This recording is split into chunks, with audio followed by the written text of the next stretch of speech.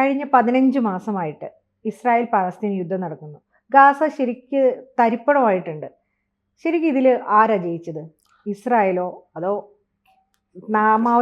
നാമാവശേഷമായ ഹമാസാണ്? സത്യത്തിൽ ആരാ ജയിച്ചതെന്ന് തന്നെ നമുക്ക് തന്നെ സംശയം. ഇപ്പൊ എന്തായാലും ഈ പറയുന്ന പോലെ 15 മാസം നീണ്ട യുദ്ധം, അതായത് 470 ദിവസം കഴിഞ്ഞിരിക്കുന്നു. അത്രയും ദിവസം കഴിഞ്ഞപ്പോൾ ഡൊണാൾഡ് ട്രംപ് പ്രസിഡന്റായിട്ട് അമേരിക്കയിലെത്തുന്നു. ആ പ്രസിഡന്റ് പദവി ഏറ്റെടുക്കുന്നതിന് മുമ്പ് യുദ്ധം അവസാനിപ്പിക്കണമെന്ന് നേരത്തെ തന്നെ നിർദ്ദേശം നൽകി. അതിൻ്റെ അടിസ്ഥാനത്തിലാണ് ഇപ്പോൾ താൽക്കാലികമായി വെടിനിർത്തൽ നടത്തിയത്. പക്ഷേ വെടിനിർത്തലൊക്കെ നടത്തി ബന്ദികളെയൊക്കെ കൈമാറി തുടങ്ങി. ഇപ്പോഴും നമ്മുടെ സംശയം, ഇതിൽ ആര് ജയിച്ചു? ഹമാസ് എന്ന് പറയുന്ന ഭീകര സംഘടന, അവർ നിയന്ത്രിക്കുന്ന പലസ്തീനൊക്കെ അവരാണ് ജയിച്ചത്, അതോ അവർക്കെതിരെ പോരാടി ഇസ്രായേലാണ് ജയിച്ചത്? നമുക്കറിയില്ല. ഇനി ഇതിൻ്റെ കണക്കുകൾ നോക്കിയാൽ നമുക്കൊന്ന് അനുമാനിക്കാം. ഇപ്പോൾ ഉദാഹരണത്തിന് ഈ 15 മാസമായി നടന്ന ആ ഏറ്റുമുട്ടലുണ്ടല്ലോ, ഏറ്റുമുട്ടലിൻ്റെ ഫലമായിട്ട് ഗസയിൽ കൊല്ലപ്പെട്ടവരുടെ എണ്ണം 46,899 പേരാണ്. അതിൽ 18,000 പേര് കുട്ടികളാണ്. അപ്പം 46,899 പേർ എന്ന് പറയുന്നത് പലസ്തീൻകാരാണ്. എന്ന് പറഞ്ഞാൽ ഈ ഹമാസ് പോരാളികളല്ല. അപ്പോൾ ഹമാസ് ഈ പലസ്തീനെ മനുഷ്യ കവചമാക്കി വെച്ചുകൊണ്ടാണ് ഇസ്രായേലിന് നേരെ ആക്രമണം നടത്തുന്നത്. സഹി കെടുമ്പോൾ ഇസ്രായേൽ നേരെ തിരിച്ചാക്രമിക്കും. അപ്പോൾ അവർ താമസിക്കുന്ന ഒളിച്ചിരിക്കുന്ന ഹോസ്പിറ്റലിലോ തുരങ്കങ്ങളിലോ അപ്പോൾ സ്വാഭാവികമായിട്ട് അവിടുത്തെ സിവിലിയൻസ് കൊല്ലപ്പെടും. അപ്പോൾ ആത്യന്തികമായി പലസ്തീൻകാരെ കുരക്കി കൊടുക്കുകയായിരുന്നു ഹമാസ് എന്ന് പറയാം. ഇനി പരിക്കേറ്റവരുടെ എണ്ണം എടുത്താൽ 1,10,725 പേരാണ്. 16,330 പേരെ തടവുകാരായിട്ട് പിടിച്ചു. ഇതാണ് ഗസയിലുണ്ടായ നഷ്ടം എന്ന് പറഞ്ഞാൽ പലസ്തീൻകാർക്കുണ്ടായ നഷ്ടം. ഇനി തിരിച്ച് ഇസ്രായേലിനുണ്ടായ നഷ്ടം, ഇവരുടെ ആക്രമണത്തിൽ ഇസ്രായേലിൽ 1969 പേര് കൊല്ലപ്പെട്ടു. ഇതിൽ 982 പേര് സിവിലിയൻസ് ആണ്, അവിടുത്തെ ഇസ്രായേൽ ജനതയാണ്. 987 പേരെന്ന് പറയുന്നത് അവിടുത്തെ ആർമി, അതായത് പട്ടാളത്തിലെ അംഗങ്ങളാണ് കൊല്ലപ്പെട്ടത്. അപ്പോൾ രണ്ട് കൂട്ടർക്കും നാശനഷ്ടം ഉണ്ടായി. സാമ്പത്തികമായി ഇസ്രായേലും തകർന്നു, അതുപോലെ തന്നെ ഈ പലസ്തീൻ എന്ന് പറയുന്ന രാജ്യവും തകർന്നു. അപ്പോൾ ആര് ജയിച്ചു? വീണ്ടും നമുക്ക് സംശയമാണ്. സമ്പത്ത് പോയി, ജനങ്ങൾ നഷ്ടപ്പെട്ടു, അല്ലെ, അവരുടെ ആയുധങ്ങൾ നഷ്ടപ്പെട്ടു. ഇനി ഇതെല്ലാം തുടങ്ങണമെങ്കിൽ എത്ര രൂപ വേണം? തുടങ്ങുകയും ചെയ്യണം. മാത്രമല്ല ഇപ്പം ലോകത്തിൽ തന്നെ ഏറ്റവും ജനസാന്ദ്രത കൂടിയ പ്രദേശം എന്നാണ് ഗാസ അറിയപ്പെടുന്നത്. അതായത് 362 ചതുരശ്ര കിലോമീറ്ററിനകത്ത് 24 ലക്ഷം ആളുകളാണ് താമസിച്ചത്. അപ്പോൾ അവിടുത്തെ കെട്ടിടങ്ങളും അതുപോലെയുണ്ട്. ഏതാണ്ട് 85,000 ടൺ സ്ഫോടക വസ്തുക്കൾ ഗസയിൽ വിക്ഷേപിച്ചു എന്നാണ് കണക്കാക്കുന്നത്. എന്ന് പറഞ്ഞാൽ അമേരിക്ക നേരത്തെ 2 ആറ്റം ബോംബ് ഇട്ടിരുന്നു, ഹിരോഷിമയിലും നാഗസാക്കിയിലും. ആ ആറ്റം ബോംബ് ഇട്ടാൽ എത്രത്തോളം സ്ഫോടക വസ്തുക്കൾ ഉണ്ടാകാമോ അത്രയും സ്ഫോടക വസ്തുക്കൾ 15 മാസം കൊണ്ട് ഗസയിലിട്ടു. അപ്പോൾ ഗസയുടെ അവസ്ഥ നമുക്ക് ചിന്തിക്കാവുന്നില്ലേ? അവിടുത്തെ കുഞ്ഞുങ്ങളുടെ അവസ്ഥയെ കാണുമ്പോൾ നമുക്ക് വളരെ പരിതാപകരമായിട്ട് തോന്നും. 18,000 കുട്ടികൾ മരിച്ചു. അപ്പം തന്നെ നമുക്ക് അവിടുത്തെ ഒരു ആലോചിക്കാമല്ലോ ബാക്കിയുള്ള അവസ്ഥ. പരിക്കേറ്റവരുടെ എണ്ണം അതിൽ കൂടുതൽ. ഇനി അവിടുത്തെ മൊത്തം കെട്ടിടത്തിൻ്റെ കണക്കെടുത്ത് കഴിഞ്ഞാൽ 1,70,812 കെട്ടിടങ്ങൾ തകർന്നു. എന്ന് പറഞ്ഞാൽ മൊത്തമുള്ള കെട്ടിടങ്ങളുടെ 69% നിശേഷമില്ലാതായി. ആകെ 6 ലക്ഷം പേരാണ് നിലവിൽ അവിടെ വസിച്ചിരുന്നത്. അപ്പോൾ എന്ന് പറയുന്നത് ഗാസ സിറ്റി, നമ്മുടെ ടൗൺ ഏരിയ എന്ന് പറയുന്ന സ്ഥലത്ത് അവിടെയുള്ള കെട്ടിടങ്ങളുടെ 3/1 ഭാഗവും തകർന്നു. അപ്പോൾ തുടർച്ചയായ ആക്രമണങ്ങളിലൂടെ ഈ ഗാസ ഒരു എന്താ പറയുക ജനവാസ യോഗ്യമല്ലാത്ത ഒരു മേഖലയായി മാറി എന്ന് പറയാം. ഇപ്പോൾ ബന്ദികളെയൊക്കെ കൈമാറി തുടങ്ങിയപ്പോൾ എന്ത് പറ്റിയെന്ന് പറഞ്ഞാൽ ഓടിപ്പോയ പലസ്തീൻകാരുണ്ട്, അവരൊക്കെ പതുക്കെ തിരിച്ചു വരാൻ തുടങ്ങി. കാരണം തങ്ങളുടെ പഴയ വീട് അവിടെ ഉണ്ടോ, അവിടെ താമസ സൗകര്യം ഉണ്ടോ ഒന്നും ഇവർക്കറിയില്ല. ഇവർ പലപ്പോഴും പോയി റഫ പോലെയുള്ള പ്രദേശങ്ങളിൽ ഇവരുടെ ബന്ധുക്കളുടെയൊക്കെ വീട്ടിൽ ഇടിഞ്ഞുകൂടി താമസിക്കുകയായിരുന്നു. നിവർത്തിയില്ലാത്തതുകൊണ്ട് അവരാണ് പതുക്കെ തിരിച്ചു വരുന്നത്. അപ്പോൾ ഈ തിരിച്ചു വരുമ്പോൾ ഇനി എന്ത് കൊടുക്കണം? ഈ സിറ്റി പുനഃസ്ഥാപിക്കണം, പുനർനിർമ്മിക്കണം. അങ്ങനെ പുനർനിർമ്മിക്കണമെങ്കിൽ ഏതാണ്ട് 15 വർഷം വേണം പഴയ ഗസയെ അതുപോലെ പുനഃസൃഷ്ടിക്കാൻ. അതിന് വേണ്ടി വരുന്ന ചിലവ് $5,000 കോടി.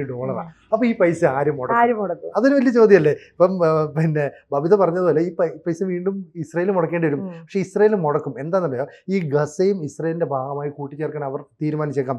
ഇന്ത്യയിൽ നിന്നുൾപ്പെടെ ഈ പിന്നെ കെട്ടിടം പണിക്കൊക്കെ ചെയ്യുന്ന ആളുകളുണ്ടല്ലോ, അവരെ റിക്രൂട്ട് ചെയ്തിട്ടുണ്ട് ഇസ്രായേൽ.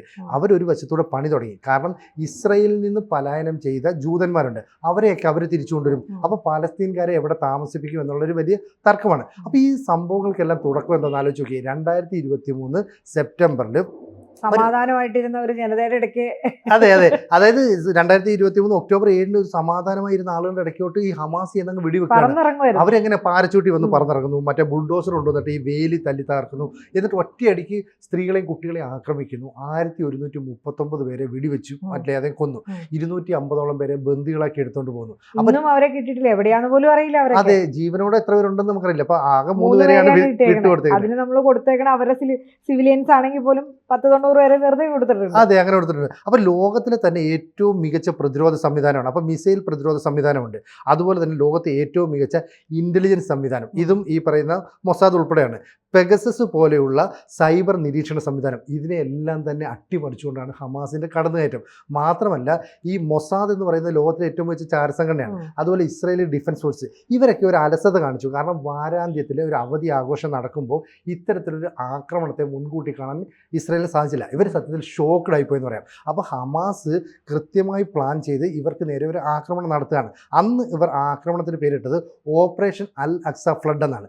അങ്ങനെ ഒരു ഓപ്പറേഷന് പേരിട്ട് ഇവർ വന്ന് അറ്റാക്ക് ചെയ്യുന്നു, കുറേ പേരെ ബന്ദികളാക്കുന്നു, സ്ത്രീകളെയൊക്കെ വളരെ മോശമായിട്ട് പെരുമാറുകയും ക്രൂര ബലാത്സംഗത്തിന് ഇരയാക്കുകയൊക്കെ ചെയ്തു. ഇതിനകത്ത് ഇസ്രയേൽ സ്തബ്ധരായി പോയെങ്കിലും മണിക്കൂറുകൾക്കുള്ളിൽ ഓപ്പറേഷൻ അയൺ സോട്ട്സ് എന്ന പേരിൽ അവർ തിരിച്ചടിക്കാൻ തുടങ്ങി. എന്നിട്ട് നെതന്യാഹു പറഞ്ഞു, ഞങ്ങൾ യുദ്ധപ്രഖ്യാപനം നടത്തുകയാണ്, ഇനി നിങ്ങൾക്കെതിരെ തിരിച്ചടി ഉണ്ടാവും. അമേരിക്ക ഇവർക്ക് പിന്തുണ നൽകി. അങ്ങനെയാണ് ശരിക്കും ഈ പറയുന്ന ഇസ്രയേലും ഹമാസും തമ്മിലുള്ള ഒരു നേരിട്ടുള്ള ഏറ്റുമുട്ടലിലേക്ക് കാര്യങ്ങൾ നീങ്ങുന്നത്. അപ്പോൾ ഹമാസ് ഈ രീതിയിലുള്ള ഒരു പ്രഖ്യാപനം നടത്തുന്നതോടുകൂടി പല രാജ്യങ്ങളും ഇവരെ സഹായിക്കാൻ തുടങ്ങി. പിന്നെ ഇസ്രായേലിൻ്റെ ലക്ഷ്യം എന്താ? ഹമാസിനെയും ഹിസ്ബുള്ളയും പോലെയുള്ള തീവ്രവാദ സംഘടനകളെ നശിപ്പിക്കുക. തുടർച്ചയായി ഏറ്റുമുട്ടൽ നടന്നു. അങ്ങനെ ഇരിക്കെയാണ് ഈ ഖത്തറിൽ പ്രവാസ ജീവിതം നയിച്ചിരുന്ന ഒരാളുണ്ട്, ഇസ്മയിൽ ഹനിയ. അയാളാണ് ഈ ഹമാസിൻ്റെ ഒരു തലവൻ എന്ന് പറയുന്നത്. അയാൾ ഖത്തറിൽ ഇരുന്നുകൊണ്ട് കാര്യങ്ങൾ നിയന്ത്രിച്ചു. ഒരു തവണ ഇറാനിൽ അവിടുത്തെ പുതിയ പ്രസിഡൻ്റായിട്ട് പെസഷ്കിയാൻ വരുമ്പോൾ ആ സ്ഥാനാരോഹണ ചടങ്ങിൽ പങ്കെടുക്കാനായിട്ട് ഇസ്മയിൽ ഹനിയ വരുന്നു. ഈ ഇസ്മയിൽ ഹനിയെ ഇറാൻ്റെ തലസ്ഥാനമായ ടെഹ്റാനിൽ വെച്ച് ഈ ഇസ്രായേൽ സേന കൊല്ലുകയാണ്, അല്ലെങ്കിൽ മൊസാദ് കൊല്ലുകയാണ്. അത് ലോകത്തെ തന്നെ ഞെട്ടിച്ചു. അപ്പോൾ എങ്ങനെയാണ് ഈ മൊസാദ് ഈ ഓപ്പറേഷൻ നടത്തി ആർക്കും സങ്കല്പിക്കാൻ കഴിയുന്നില്ല. അത് കഴിഞ്ഞിട്ട് ഹമാസിൻ്റെ പ്രധാനമന്ത്രി എന്നറിയപ്പെട്ടിരുന്ന റൌഫി മുഷ്താഖ്, മുഹമ്മദ് ദെയ്ഫ് എന്നിവരെയൊക്കെ വധിക്കുന്നു. അപ്പോൾ ഒന്നിനു പുറകെ ഒന്നായിട്ട് കമാൻഡർമാരെ, ഇതിൻ്റെ നേതൃത്വത്തിലുള്ളവരെയൊക്കെ ഇസ്രായേൽ കൊന്നൊടുക്കുകയാണ്. ഹമാസ് ശരിക്കും പേടിച്ചു പോയെന്ന് പറയാം. അപ്പോൾ പതിറ്റാണ്ടുകൾ ഹിസ്ബുള്ളയെ നയിച്ച ഹസൻ നസറുള്ളയെ അടുത്തായിട്ട് ഇസ്രായേൽ കൊല്ലുന്നു. അത് കഴിഞ്ഞിട്ട് അടുത്ത മാസം തന്നെ നസറുള്ളയുടെ പിൻഗാമി എന്ന് കരുതപ്പെട്ട ഹാഷിം സഫ്യൂദ്ദീനെ കൊല്ലുന്നു. അങ്ങനെ ആക്രമണങ്ങളുടെ ഒരു പരമ്പര തന്നെ നടക്കുന്നു. പിന്നെ ഫുഹാദ് ഷൂക്കൂർ എന്ന് പറയുന്ന ആളിനെ കൊല്ലുന്നു. അതിനുശേഷം സെപ്റ്റംബർ 17, 18 തീയതികളിൽ ലെബനനിൽ തുടർച്ചയായി ആക്രമണം നടന്നു. അവിടെ നടത്തിയ ആക്രമണം എന്ന് പറഞ്ഞാൽ പേജറുകളും വാക്കി ടോക്കികളും ഒക്കെ പൊട്ടിത്തെറിക്കുകയാണ്. ഏതാണ്ട് 500ഓളം പേര് കൊല്ലപ്പെടുന്നു, 2000ഓളം പേർക്ക് പരിക്കേൽക്കുന്നു. ഈ പരിക്ക് എന്ന് പറഞ്ഞാൽ ഗുരുതരമായ പരിക്ക്, കൈ, കാലുകൾ, അതുപോലെ തന്നെ അവരുടെ ശരീരത്തിലെ പല പ്രധാനപ്പെട്ട അവയവങ്ങളും ഒക്കെ തകർന്നു പോകുന്ന തരത്തിൽ കൃത്യമായ ഓപ്പറേഷൻ അത് മൊസാദ് നടത്തി. ഇപ്പോൾ ഏതാണ്ട് 2 മാസത്തിനുള്ളിലാണ് മൊസാദ് ഇക്കാര്യം പറയുന്നത്, ഞങ്ങളാണ് ആ ഓപ്പറേഷന് പിന്നിൽ നിന്ന്. അപ്പോൾ ലോകത്തെ ഞെട്ടിക്കുന്ന രീതിയിൽ തിരിച്ചടിക്കാനുള്ള കപ്പാസിറ്റി ഇസ്രായേലിനുണ്ടായിരുന്നു. നഷ്ടമുണ്ടായത് ആർക്കാ? പലസ്തീൻ എന്ന് പറയുന്ന ജനതയ്ക്ക്. അപ്പോൾ പലസ്തീൻ ജനതയ്ക്ക് വേണ്ടി ഞങ്ങൾ പോരാടുന്നു എന്ന് പറഞ്ഞിട്ട് ഇറാൻ പൈസ കൊടുത്ത്, പണം കൊടുത്ത്, അതുപോലെ ആയുധം കൊടുത്ത് വളർത്തിയ ഒരു തീവ്രവാദ സംഘടന ഹമാസ്, അവരാണ് ഈ പ്രശ്നത്തിനെല്ലാം കാരണം. അതായത് ഒരു കാലഘട്ടത്തിൽ നമ്മുടെയൊക്കെ ചെറുപ്പകാലഘട്ടത്തിൽ അവർ ഹിസ്ബുള്ളയായിരുന്നു. അതെ, അതിനുശേഷം അതിപ്പോ ഹമാസായി. ഇപ്പൊ അത് ഹൂതികളിലേക്ക് മാറിക്കൊണ്ടിരിക്കുന്നു. അതിന്റെ കാര്യം എന്ന് വെച്ചാൽ ഇപ്പൊ ഈ മുസ്ലിം തീവ്രവാദമാണ് ലോകത്തെ ഏറ്റവും പ്രധാനപ്പെട്ട. അതായത് മുസ്ലിം തീവ്രവാദത്തെ ഷിയ തീവ്രവാദം എന്ന് പറയും. അപ്പോൾ ഷിയ മുസ്ലിങ്ങളെ ലോകത്തെമ്പാടുമുള്ള മുസ്ലിങ്ങൾ അംഗീകരിക്കുന്നില്ല. ലോകത്തെമ്പാടും ഏറ്റവും അധികം ഉള്ളത് സുന്നി മുസ്ലിങ്ങളാണ്. അപ്പോൾ സുന്നി മുസ്ലിങ്ങൾക്കപ്പുറം ഷിയ മുസ്ലിം സമുദായത്തെ വളർത്തണമെന്ന് ആഗ്രഹിക്കുന്ന രാജ്യം ഇറാനാണ്. ഏറ്റവും കൂടുതൽ ഷിയ മുസ്ലിങ്ങളുള്ളത് ഇറാനാണ്. അപ്പോൾ അവരാണ് ഈ ഹമാസിനെ സൃഷ്ടിച്ചത്. പക്ഷേ ഈ ഹമാസിനെ പലസ്തീനെ സംരക്ഷിക്കാനായിട്ട് സൃഷ്ടിക്കുമ്പോൾ അവിടെ സുന്നി തീവ്രവാദികളെ പറ്റുള്ളൂ. കാരണം പലസ്തീൻകാർ കൂടുതലും സുന്നികളാണ്. അതുകൊണ്ടാണ് ഹിസ്ബുള്ളയെ അവർ ലെബനനിൽ സൃഷ്ടിച്ചത്. അവിടെ ഈ ഷിയ തീവ്രവാദമാണ്. ഹൂത്തികളെ സൃഷ്ടിച്ചപ്പോഴും ഈ ഷിയ തീവ്രവാദം. അപ്പോൾ ഇവരുടെ ആശയം വളരെ ഗംഭീരമായിരുന്നു. അപ്പം ഈ തീവ്രവാദത്തെ മുഴുവൻ അടിച്ചമർത്താനായിട്ട് ഇവർ തീരുമാനിച്ചു. കാരണം ഈ മിഡിൽ ഈസ്റ്റ് രാജ്യങ്ങളും ഇസ്രായേലും തമ്മിൽ ഒരു പുതിയ ഉടമ്പടി ഉണ്ടാകുന്നു. അങ്ങനെ ഉടമ്പടി ഉണ്ടായാൽ ഷിയ തീവ്രവാദം അല്ലെ ഷിയ മുസ്ലിങ്ങളുള്ള ഇറാൻ അത് വലിയ തിരിച്ചടിയാവും. അതുണ്ടാകാതിരിക്കാൻ വേണ്ടിയിട്ടാണ് ഇവർ ഈ ആക്രമണങ്ങൾക്കെല്ലാം തുടക്കം കുറിച്ചത്. അതുകൊണ്ട് തുടർച്ചയായി അങ്ങോട്ടും ഇങ്ങോട്ടും അറ്റാക്ക് നടത്തി. ഇതിന് ഫലമായി ഉണ്ടായതെന്ന് വെച്ചാൽ ഇവർ ഏറ്റവും കൂടുതൽ താമസിച്ചിരുന്നത് ഗസയിലെ ഹോസ്പിറ്റലുകൾക്ക് നേരെയാണ് വലിയ ആക്രമണം ഉണ്ടായത്. അപ്പോൾ ഈ തീവ്രവാദികൾ ഹമാസുകാർ ഒളിച്ചിരുന്നത് ഹോസ്പിറ്റലുകളിലാണ്. ഗസയിലുള്ള 36 ആശുപത്രികളിൽ 20 ആശുപത്രികൾ പൂട്ടിക്കെട്ടി. പിന്നീടുള്ളത് 16 ആശുപത്രിയാണ്. ആ 16 എണ്ണത്തിൻ്റെ പ്രവർത്തനം തന്നെ പൂർണ്ണ സജ്ജമാണെന്ന് നമുക്ക് പറയാൻ പറ്റത്തില്ല.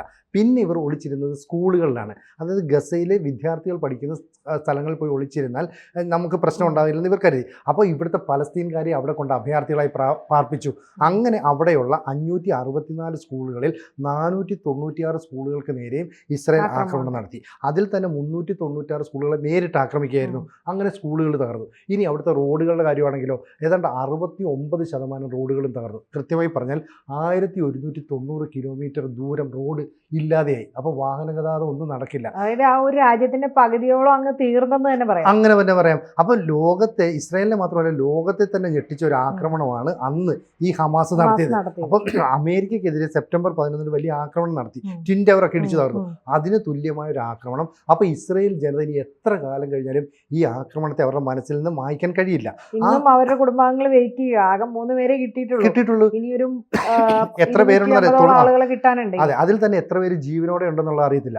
ആ സമയത്താണ് 7000-ഓളം വരുന്ന ഹമാസ് തീവ്രവാദികൾ ഇടിച്ചു കയറി ഇവിടെ ഈ ആക്രമണം നടത്തിയത്. ഇത്തരത്തിലുള്ള ആക്രമണം നടത്തിയപ്പോൾ പാരച്യൂട്ട് അവർ ഉപയോഗിക്കുന്നു, ബുൾഡോസർ ഉപയോഗിക്കുന്നു. അപ്പോൾ കൃത്യമായ പ്ലാനിങ് ഉണ്ടായിരുന്നു. ഒരു കാരണവശാലും ഇസ്രായേലിനെ മുന്നോട്ട് പോകരുത് അല്ലെങ്കിൽ മുന്നോട്ട് വിടരുതെന്ന്. പക്ഷേ അമേരിക്ക തന്ത്രപരമായ നിലപാടെടുക്കുകയും ഇസ്രായേലിന് എല്ലാ സപ്പോർട്ടും കൊടുത്തു, ആയുധം കൊടുക്കുന്നു, പണം കൊടുക്കുന്നു, എല്ലാ പിന്തുണയും കൊടുക്കുന്നു. അതുകൊണ്ടാണ് ഇസ്രായേൽ ഇവിടെ പിടിച്ചു നിന്നത്. അപ്പോൾ ഇസ്രായേലിൻ്റെ തന്നെ കുറേ ആർമി സോൾജേഴ്സ് വരുന്നു, സിവിലിയൻസ് കൊല്ലപ്പെടുന്നു, ഹമാസിൻ്റെ ഭീകരർ കുറച്ച് പേര് കൊല്ലപ്പെടുന്നു, നേതൃനിര ഏതാണ്ട് പൂർണ്ണമായില്ലായി. പക്ഷേ പലസ്തീൻകാർ, സാധാരണക്കാർ അവർ കൊല്ലപ്പെട്ടില്ലേ? അപ്പോൾ ഇതിലൂടെ ആർക്ക് നേട്ടം കൊയ്തു? അപ്പോൾ ലോകത്തിൻ്റെ മുന്നിൽ പല ചിന്തകളാണ്. കുറച്ച് പേര് പലസ്തീനെ അനുകൂലിക്കുന്നു, കുറച്ച് പേര് ഇസ്രായേലിനെ അനുകൂലിക്കുന്നു. അപ്പോൾ 3 ഘട്ടങ്ങളിൽ ഇപ്പം നിലവിൽ വെടിനിർത്തൽ നടത്തി. അതാണ് 3 പെൺകുട്ടികളെ ബന്ദികളായി വിട്ടുകൊടുത്തു. പകരം 1900-ഓളം ബന്ദികളെ വിട്ടുകൊടുക്കണമെന്നാണ് പറയുന്നത്. അതിൽ കുറച്ച് പേരെ വിട്ടുകൊടുത്തു. ഇനി 98 ബന്ദികൾ ഗസയിലുണ്ടെന്നാണ് കണക്ക്. അതിൻ്റെ ലിസ്റ്റ് ഇനി ഹമാസ് പുറത്തുവിടേണ്ടതായിട്ടുണ്ട്. മാത്രമല്ല ഈ വെടിനിർത്തൽ എന്ന് പറയുന്നത് 42 ദിവസത്തെയാണ്. 16 ദിവസം കഴിയുമ്പോൾ ഇത് വീണ്ടും പുനഃപരിശോധിക്കും. ആ ദിവസത്തിനുള്ളിൽ ഇനി ഒരു 5 ദിവസം കഴിയുമ്പോൾ വീണ്ടും കുറച്ച് ബന്ദികളെ വിട്ട് അയക്കണം. അത് കഴിഞ്ഞൊരു 3, 4, 5 ആഴ്ച കഴിയുമ്പോൾ കൃത്യമായിട്ട് 10-26 പേരെ വിട്ടയക്കണം. ഇതൊക്കെയാണ് എഗ്രിമെൻറ്റ്. ഇതൊക്കെ മുന്നോട്ട് പോകണോ വേണ്ടോ എന്നുള്ള ഇസ്രായേൽ തീരുമാനിക്കും. ഇസ്രായേൽ ഇത് തൃപ്തികരമല്ലെങ്കിൽ ഈ വെടിനിർത്തൽ അവസാനിപ്പിക്കുകയും ഞങ്ങൾ ആക്രമണം നടത്തുകയും ചെയ്യുമെന്നാണ് ബെഞ്ചമിൻ നെതന്യാഹു പറയുന്നത്.